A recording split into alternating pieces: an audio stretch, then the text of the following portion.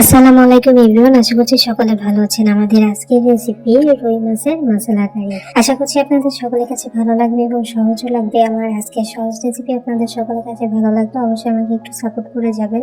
আর যারা রুই মাছ খেতে খুব বেশি একটা পছন্দ করেন না বা খুব বেশি একটা ভালো লাগে না, তারা এভাবে কিন্তু ট্রাই করতে পারেন। একদম ছোট থেকে বড় কিন্তু সবাই খাবে। তো আশা করছি আপনাদের সকলের কাছে ভালো লাগবে। তো রুই মাছ রান্না করার জন্য আমি এখানে 4 পিস মাছ নিয়েছি আর সাথে আছে একটা মাথা।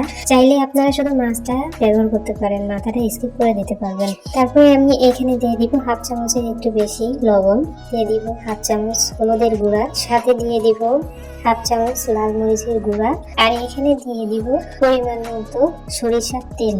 সমস্ত উপকরণগুলো যখন আমার ভালো করে দেওয়া হয়ে গেছে, তখন আমি হাত দিয়ে খুব ভালো করে মাছগুলোকে মেখে নিব।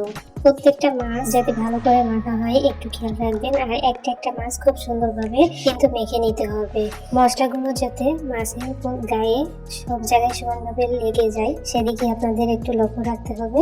অবশ্যই খুব ভালো করে মেখে নেবেন। তো দেখতে পাচ্ছেন আমি কিন্তু খুব সুন্দর করে মাছগুলোকে মেখে নিচ্ছি। আমার মাছগুলো যখন মাখা হয়ে গেছে তখন আমি এক সাইডে ছড়িয়ে রেখে দিলাম। এখন একটা পাত্রে দিয়ে দিলাম 4টা কাঁচা মরিচ, এক টুকরো আদা, তারপরে বেশ কিছু কোয়া নিয়েছি আমি, রসুনের কোয়া, ছোট ছোট কোয়া নিয়েছি। তারপরে দিয়ে দিচ্ছি হাফ চামচ সরিষা, আপনারা চাইলে কালো সরিষাটাও কিন্তু ব্যবহার করতে পারবেন। তারপর দিয়ে দিলাম হাফ চামচ গোটা ধনিয়া, হাফ চামচ জিরা, আর হাফ চামচ কালো গোলমরিচ। এখন এই সমস্ত কিছু আমি একসঙ্গে বেটে নিব। আপনারা চাইলে ব্লেন্ডারেও কিন্তু ব্লেন্ড করে নিতে পারেন। তারপর আমি চলে এসেছি চুলায় আমি একটা কড়াই বসিয়ে দিয়ে পরিমাণ মতো সরিষার তেল দিয়ে দিলাম। তেলটা কিন্তু একটু ভালো করে গরম করে নিতে হবে, আর অবশ্যই এখানে সরিষার তেলটাই কিন্তু ব্যবহার করার চেষ্টা করবেন। তেলটা যখন আমার ভালো মতো গরম হয়ে গেছে তখন আমি এখানে মাছের পিসগুলো দিয়ে দিলাম ভাজি করার জন্য। আর দেখতে পাচ্ছেন সরিষার তেল যেহেতু, এই জন্য তেলটা একটু বেশি বুদবুদ করছে, মানে বেশি ফেনা ফেনা হয়ে যাচ্ছে। তো এখানে ভয়ের কোনো কিছু নাই, সরিষার তেল জাল দিলে কিন্তু এরকম ফেনা ফেনা হয়ে যায়। তো দেখতে পাচ্ছেন আমি বেশ কিছু সময় নিয়ে কিন্তু আমি মাছগুলোকে ভেজে নিয়েছি। আমি এরকম লাল লাল করে ভেজে নিব, আর প্রত্যেকটা মাছ কিন্তু এরকম লাল লাল করে ভেজে নিতে হবে। আপনারাও কিন্তু খুব সুন্দর করে এরকম লাল লাল করে ভেজে নেবেন। তো আমার 3 পিস মাছ আমি দিয়ে ভেজে নিলাম ভালো করে। এখন বাকি মাছগুলো আমি একই তেলের মধ্যে ভেজে নিব।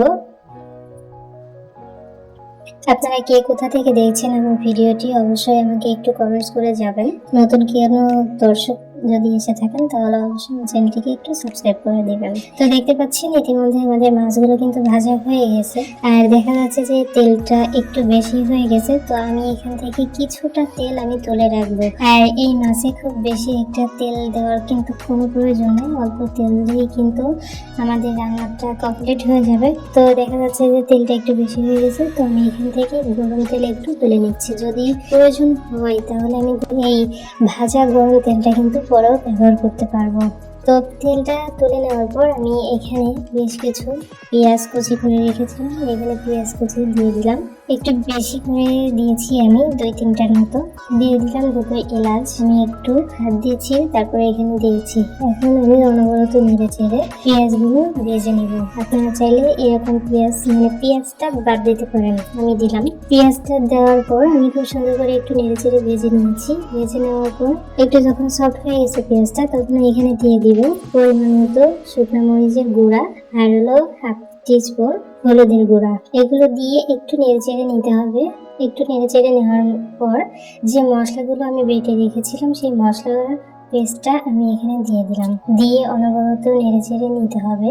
আর যদি মনে হয় যে নিচে ধরে যাচ্ছে তাহলে অবশ্যই একটু পানি ব্যবহার করতে পারেন। তো যে পাত্রে আমি মশলার পেস্টটা রেখেছিলাম সেই পাত্রটা ধুয়ে আমি এখানে পানি ব্যবহার করেছি অল্প।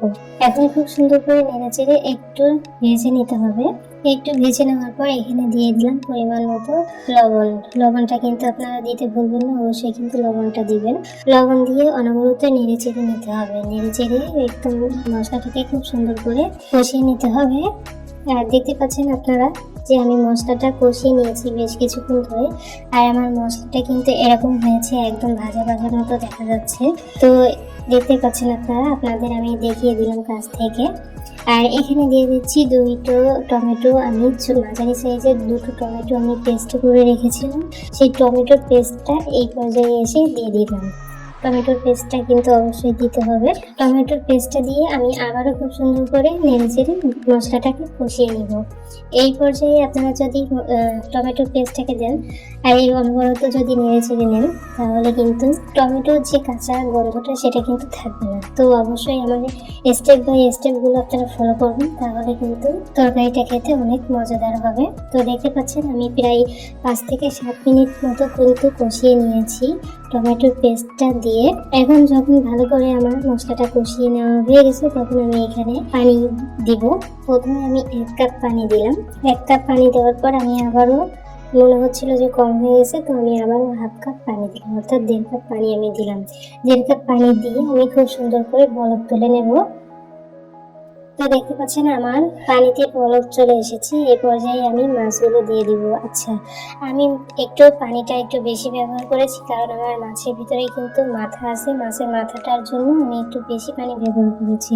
তবে আপনারা যদি শুধুমাত্র মাছ দেন, তাহলে কিন্তু এত পানি দেওয়ার কোনো প্রয়োজন পড়বে না, ঠিক আছে? তো অবশ্যই বুঝে শুনে পানি দিবেন। তো মাথা সিদ্ধ হওয়ার জন্য আমি একটু বেশি করে পানি দিয়ে দিলাম। তো এখন আমি ঢাকনা দিয়ে ঢেকে দিব। ঢাকনা দিয়ে ঢেকে দিব 10 মিনিট। 10 মিনিট রান্না করে নিয়েছি মিডিয়াম আঁচে। আর দেখতে পাচ্ছেন 10 মিনিট পর আমি ঢাকনা দিয়ে খুলে দেখাচ্ছি যে আমাদের মশলা কারিটা কতটা সুন্দর হয়েছে। তো একদম লাস্ট মোমেন্টে কিন্তু চলে এসেছি প্রায়। এই পর্যায়ে এসে নামানোর 5 মিনিট আগে আমি এখানে 2টো কাঁচামরিচ ভেঙে দিয়েছি 4 টুকরো করে। আর হলো গরম মশলা গুঁড়ো দিয়েছি এখানে 1/2 চামচ। আপনারা যারা ধনিয়া পাতা খান, তারা এখানে ধনিয়া পাতা কুচি দিয়ে দিবেন। দিয়ে এখন খুব সুন্দর করে একটু নেড়ে চেড়ে তারপরে আবারও 5 মিনিট আমি ঢাকনা দিয়ে ঢেকে দিব। তো দেখতে পাচ্ছেন আমাদের মশলা কারিটা কিন্তু হয়ে গেছে। 5 মিনিট পর আমি আপনাদেরকে দেখিয়ে দিচ্ছি, কাছ থেকে একটু দেখিয়ে দিচ্ছি আমাদের রুই মাছের মশলা কারিটা কেমন হয়েছে। আর আমাদের রুই মাছের গ্রেভিটা ঠিক কতটা হয়েছে সেটাও আমি আপনাদেরকে দেখিয়ে দিচ্ছি। ভিডিওতে অবশ্যই দেখে নেবেন। তো দেখতে পাচ্ছেন গ্রেভিটা কিন্তু এরকমই থাকবে। এই রুই মাছের মশলা কারিতে গ্রেভিটা কিন্তু এরকমই রাখতে হয়। আশা করি আপনারা বুঝতে পেরেছেন। আর এতটুকুই কিন্তু রাখতে হবে একটু ঝোল, তা না হলে কিন্তু যখন আমরা নামাবো একদম ঠান্ডা হতে হতে আরো কিছুটা শুকিয়ে যাবে। তো দেখতে পাচ্ছেন আমাদের মশলা কারিটা হয়ে গেছে। এখন আমি আপনাদেরকে পরিবেশন করে দেখিয়ে দিচ্ছি।